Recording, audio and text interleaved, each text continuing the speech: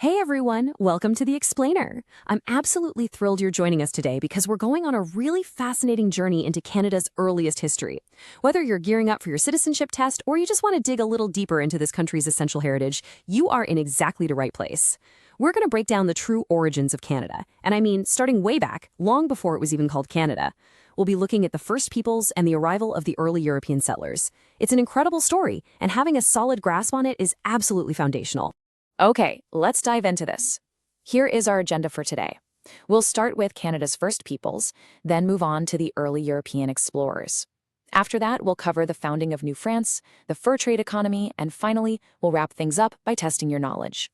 Part 1, Canada's first peoples, the land's original inhabitants. So long before any Europeans arrived, Indigenous peoples lived on this land for literally thousands of years.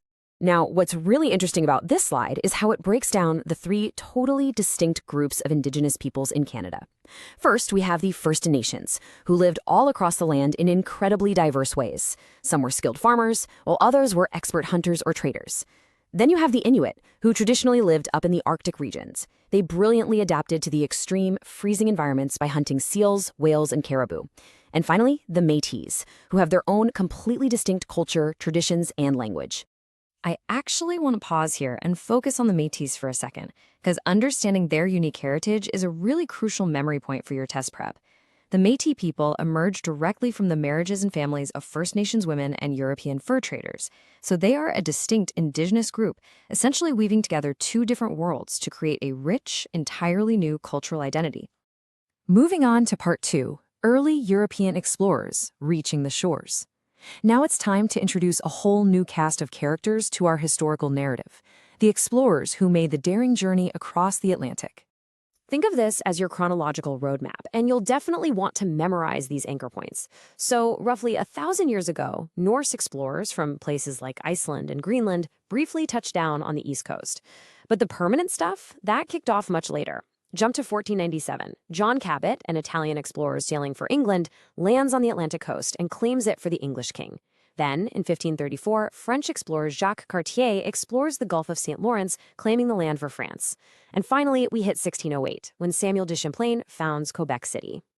Which brings us nicely to Part 3, Founding New France, Permanent Settlements. Those early summer expeditions we just talked about, they started shifting into something much more permanent right along the St. Lawrence River. Look, if you take away just one single name from this era, make it Samuel de Champlain. He's often called the father of New France, and I guarantee you, this is a highly testable fact. Champlain was the driving force behind establishing a lasting French presence in North America.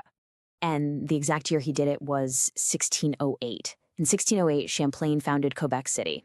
This wasn't just some temporary trading post. It became one of the oldest permanent European settlements on the whole continent. 1608 is when New France truly took root. Part 4, the fur trade economy, the catalyst. So we've got these new permanent settlements. But why do they actually survive? I mean, what drove people to brave those brutal winters and push into the total unknown? And this brilliantly illustrates exactly what happened. It was a mutual exchange that became the economic engine of early Canada.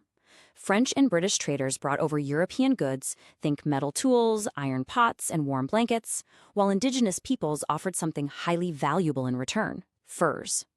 This dynamic forced explorers to push deeper and deeper into the country's interior just to find new trading partners. But why furs, right? Well, believe it or not, it was literally all about high fashion. Over in Europe, beaver fur was the absolute premium material for making these super fashionable hats. It's kind of crazy when you think about it. The entire early economy of Canada, all those grueling expeditions and the founding of settlements was basically fueled by a European fashion craze for beaver hats. It's funny, sure, but it makes that economic reality super easy to remember. Okay, Part 5. Test your knowledge. Interactive review. We've covered a ton of crucial ground today, from the first peoples to European fashion trends, so I'm putting my coach's hat on right now. We're going to simulate some digital flashcards for active recall. I'll read the question, and I want you to actually try to answer it out loud before I give it away. Ready? Here's your first question. What are the three distinct groups of Indigenous peoples in Canada? Take a second. Got it?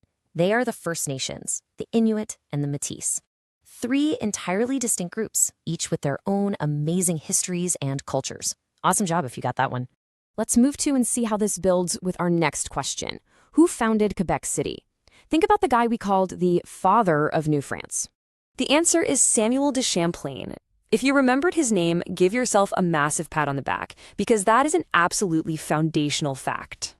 Keeping the rapid-fire pace going, which explorer claimed land for France back in the year 1534? It was Jacques Cartier. He's the one who explored the Gulf of St. Lawrence, setting the stage for Champlain a few decades later. All right, final quiz question, tying everything back to that big economic catalyst. What was Canada's first major industry? The fur trade, driven by those extremely fashionable beaver hats and the crucial exchange of goods. You guys did a fantastic job on this review. Seriously, active recall like this is for sure the best way to make this information stick.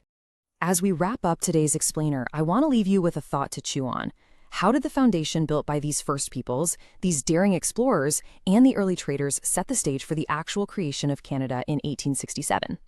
Everything we looked at today, the diverse Indigenous societies, the competing European claims, that huge economic trade network, these are the literal roots of a nation. It really makes you wonder how all these scattered puzzle pieces eventually click together to form the Canada we know today, doesn't it?